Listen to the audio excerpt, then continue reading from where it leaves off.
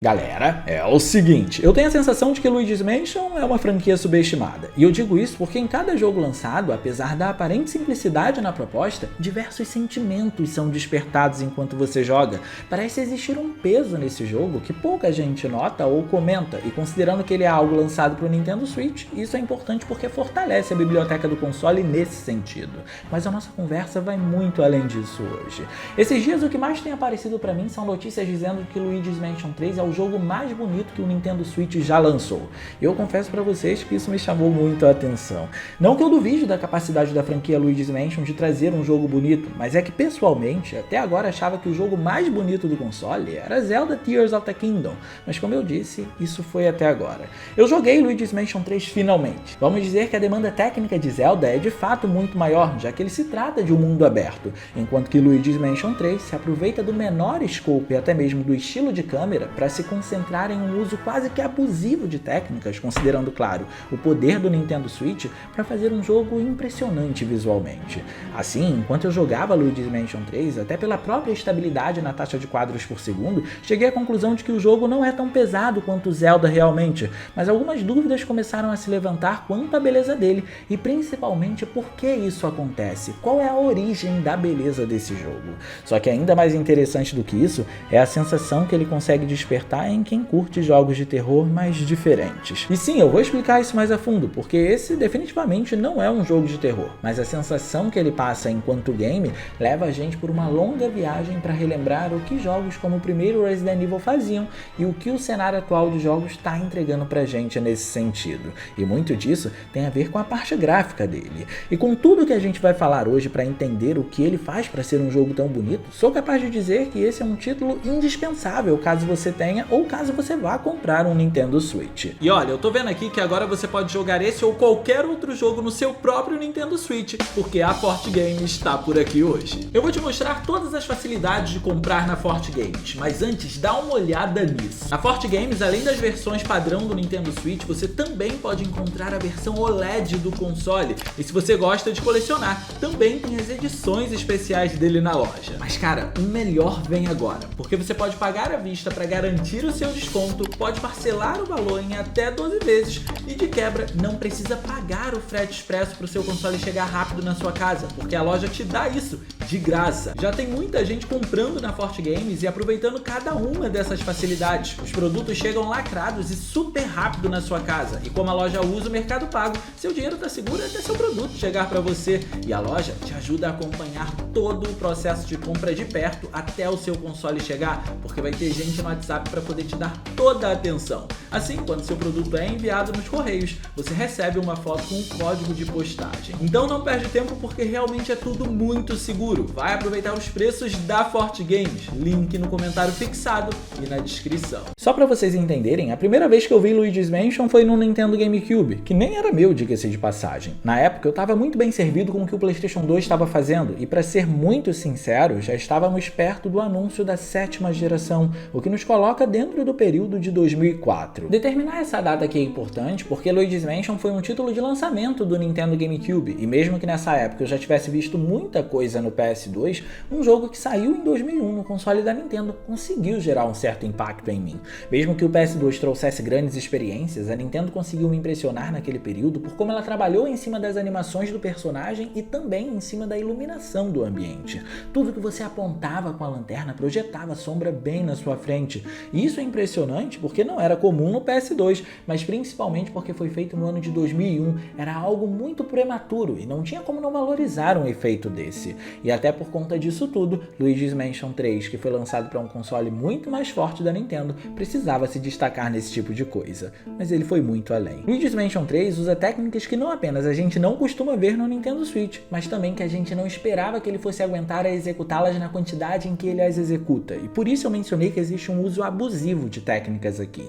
Tecnicamente falando, esse jogo parece muito mais com títulos de consoles mais fortes como o PlayStation 4, por exemplo, do que de fato de um Nintendo Switch. E é por usar esse conjunto em grande quantidade que ele impressiona. Mas para ser honesto, não é um impacto que aparece logo de início não. A tela de apresentação do jogo mostra texturas chapadas no cenário e uma geometria bem básica para o hotel que fica ao fundo da cena, algo que provavelmente aconteceu por conta do nível de detalhamento possível à distância. Quanto mais longe algo tá, mais difícil fica de inserir detalhes. Só que tudo muda quando começamos a primeira animação do jogo e entramos finalmente no hotel em que a narrativa vai se desenvolver. O hotel é deslumbrante, isso para dizer o mínimo. Nós vemos reflexos espalhados por todos os cantos que a gente vai andar, objetos interativos que podem ser percebidos durante a gameplay a todo momento, muitos efeitos de luz que invadem o local para poder iluminar todo o cenário e, claro, o primeiro elemento que eu quero começar tratando por aqui, a animação. O que já era algo absurdo no Nintendo GameCube, com a capacidade do Nintendo Switch conseguiu espantar muito mais. As animações desse jogo são realmente incríveis. Você vai se impressionar com o quanto ele parece um filme de CGI nas cutscenes,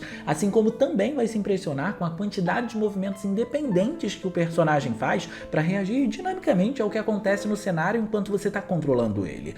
Luigi tem inúmeras formas de correr, ele também consegue olhar para trás se tiver algum inimigo perseguindo ele. Ele vai mostrar que está assustado dependendo da situação, e cada uma dessas ações acontecem dependendo do que o cenário apresenta para o personagem e para o jogador por consequência. Mas o que se destaca nesse sentido e oferta um peso para o console é como o sistema de física foi implementado em cada canto desse mundo para poder acompanhar essa animação. Eu vou explicar. Você já deve saber que vai controlar um aspirador de pó como equipamento, certo? Ele vai ser a sua principal arma no jogo e basicamente serve para você aspirar quase tudo que tiver na sua frente durante a gameplay. E por isso o ambiente foi preparado para combinar com esse tipo de coisa.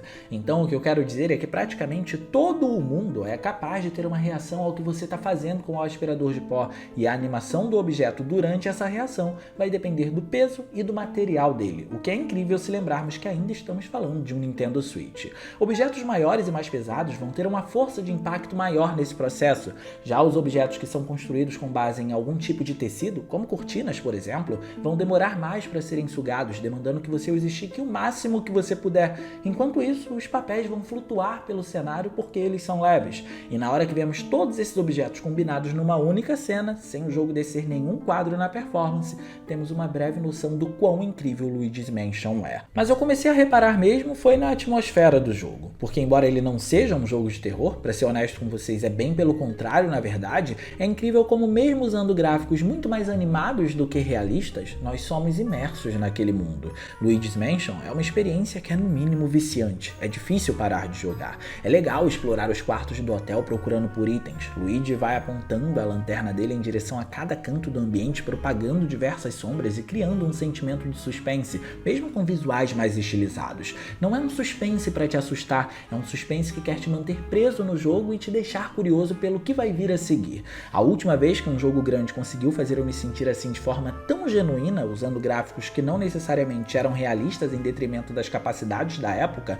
foi o primeiro Resident Evil. Aquele jogo não precisou de muito realismo para me prender no ambiente. Para ser honesto, comparado às duas sequências, Resident Evil 2 e Resident Evil 3, também não é muito assustador, mas o clima de suspense, mesmo sem muita potência gráfica, ainda me mantinha ali, querendo saber mais e mais, e é isso que Luigi's Mansion 3 faz. Entendam que a comparação não é necessariamente entre os jogos, mas sim com a capacidade que eles têm de te manter preso naquele mundo. Estamos comparando sentimentos aqui, é uma comparação bem mais profunda. Ele não é um jogo realista, na verdade, apesar de toda a tecnologia, quando comparado ao realismo, a premissa gráfica dele é bem simples, mas isso não impede que o game te abrace. Vamos dizer que ele acaba se tornando genuíno justamente por conseguir usar desses gráficos para poder conseguir fazer com que você fique imerso naquele mundo o máximo de tempo possível. E é nessa hora que a gente vê que um jogo não precisa ter a tecnologia mais recente para se sustentar, desde que ele saiba utilizar o que está construindo ele. Hoje em dia a gente tem uma enxurrada de títulos indies que estão indo por essa mesma premissa e tem se saído muito bem, e por isso eu levantei essa discussão com Luigi's Mansion 3. Eu vou dar um exemplo por aqui. Vocês já ouviram falar em Crow Country? Crow Country é um jogo indie que usa gráficos inspirados em jogos como Final Fantasy VII e um sistema de jogabilidade e progressão baseados nos Resident Evil clássicos. Tudo é simples e não tem qualquer aptidão ou até mesmo pretensão para seguir um rumo realista. Mas é tudo tão bem feito que se você gosta do gênero de survival horror ou suspense, é difícil parar de jogar esse jogo. E eu tô falando isso tudo porque seria interessante ver a Nintendo abordar mais esse gênero, mesmo se mantendo com a pegada family friendly dela, e acredito que Luigi's Mansion é um bom exemplo disso. O cenário não é assustador, a história é bem simples e voltada para todas as famílias, mas a maneira como você é conduzido até o fim e como tudo é construído para te manter ali, gera um clima de suspense e curiosidade. Você fica curioso para ver o que vai encontrar na próxima sala, e é nessa construção que vemos técnicas poderosas para poder representar um estilo gráfico bem mais simples que um estilo realista, algo que acontece em grande quantidade para dar atenção principalmente aos detalhes, porque tudo nesse jogo é muito detalhado. A primeira coisa que me chamou a atenção foi o reflexo. Em qualquer oportunidade possível, o jogo quer mostrar que é capaz de renderizar reflexos. E como é algo muito comum hoje em dia, por ser um efeito que aparece em grande quantidade no jogo, pensei que ele iria ser renderizado na maior parte do tempo usando a técnica de espaçamento de tela. Essa técnica por aqui seria inteligente porque como a câmera está sempre posicionada de forma que você não consiga mexê-la de maneira livre, seria bem mais difícil de encontrar os problemas que ela traz quando o item que vai ser refletido não está sendo capturado pela câmera do jogador e por conta disso ele some do reflexo. Aqui a câmera está sempre captando os itens que estão presentes na cena, então eles não seriam excluídos do reflexo, pelo menos não em teoria. Mas se você tentar burlar essa câmera de alguma forma, escondendo o personagem do alcance dela, vai ver que o reflexo ainda continua ali, então o espaçamento de tela aparece menos do que eu esperava que ele fosse aparecer. Pesquisando então, eu descobri que na verdade Luigi's Mansion 3 usa mais de uma técnica para reflexos, o que é ainda mais impressionante. Às vezes, o espaçamento de tela até surge, mas ele é o que menos aparece. Para a geometria do ambiente, por exemplo, costumam surgir reflexos que são renderizados através de cube maps dinâmicos. E só para explicar, os cube maps são usados para reflexos estáticos geralmente. O que fizeram aqui foi se aproveitar do estilo de câmera do jogo, que põe o cenário dentro de um único ângulo, para usar a vertente da técnica que atualiza de maneira dinâmica esses cube maps para eles acompanharem o que está acontecendo no ambiente. Assim, o reflexo não precisa ser atualizado toda vez que você mexe a câmera, mas sim toda vez que algo acontece na cena como um todo, porque toda a cena está sendo pega pela mesma câmera. E como a qualidade do reflexo é baixa, provavelmente por conta da pouca memória de vídeo do console, a câmera estar desse jeito, mais distante do cenário, não deixa a gente reparar em problemas, muito pelo contrário, os reflexos ficaram bem bonitos por aqui. Então acaba sendo bem comum encontrar em muitos trechos reflexos que acompanham o que está se passando no mundo físico do jogo graças a esse tipo de técnica. Mas por outro lado, nos espelhos, a técnica é outra, completamente diferente. Aqui temos o clássico Planar Reflections, que renderiza a cena mais de uma vez na superfície pretendida, porém numa resolução menor. Como Luigi's Mansion 3 roda em 1080p, é possível que a resolução desses reflexos caia para cerca de 1/4 disso. Então, se o jogo roda em 1080p, os reflexos dos espelhos acontecem possivelmente em algo em torno de 270 pixels. Trazer técnicas assim, específicas para uma superfície só, acontece quando se trata de uma técnica pesada, mas que ajuda a dar fidelidade para a construção do ambiente. E deu muito certo por aqui. Só que se tem uma parte do jogo que constrói muito bem o cenário e faz com que o hotel tenha uma aparência muito variada à medida que você vai explorando os andares dele, é a iluminação. De começo eu quero falar para vocês que mesmo sendo um jogo de Nintendo Switch, aqui a gente encontra a iluminação global em vários sentidos. Num sentido, temos as sombras vindas da luz indireta. Essas sombras que funcionam como uma espécie de penumbra pelos cenários são renderizadas através do espaçamento de tela, ajudando o ambiente a ficar com uma áurea mais sombria, porque os cantos dos ambientes têm sempre uma penumbra vinda do efeito. Quando você está explorando os corredores, os tons sutis de preto estão sempre ali, nas bordas dos objetos ou nos cantos das esquinas. Já em outro sentido, a iluminação global aparece com radiação por aqui, que ajuda na variedade dos cenários. A radiação é o nome que a gente dá para a parte da iluminação global que faz a transferência de cor para o ambiente com base no que tem presente nele. Como em cada andar o tipo de elemento predominante vai ser diferente, mesmo que seja de forma pré-calculada, a coloração da luz e o impacto dela vão se comportar de acordo com o que está nesse cenário. Aqui a gente vai encontrar andares que estão tomados pela areia ou andares que têm vegetação, e a maneira como a luz vai se comportar neles vai depender inteiramente de cada um desses elementos. São tantos detalhes que a gente poderia ficar horas mencionando isso aqui. Reparem, por exemplo, em como até a iluminação volumétrica esse jogo tem para deixar os cenários mais bonitos e imponentes. Agora reparem como aparentemente misturam texturas em 2D com efeitos volumétricos para criar essa névoa que se espalha enquanto você passa por ela para ajudar no clima de suspense. São efeitos que não vemos comumente no Nintendo Switch, e em embora não tenha o mesmo mundo aberto de Zelda, que o faz ser um dos jogos mais pesados do console, acho que essa combinação toda de recursos que a gente encontra em consoles mais fortes, junto de uma direção artística impecável, é o que faz Luigi's Mansion 3 ser um jogo tão bonito no Nintendo Switch.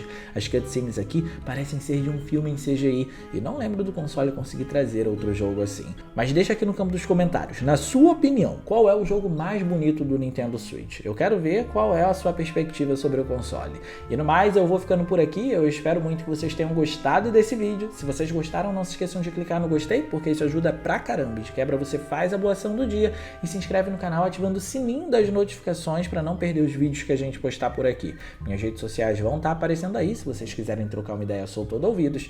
Era isso, um grande abraço e a gente vai se ver na próxima.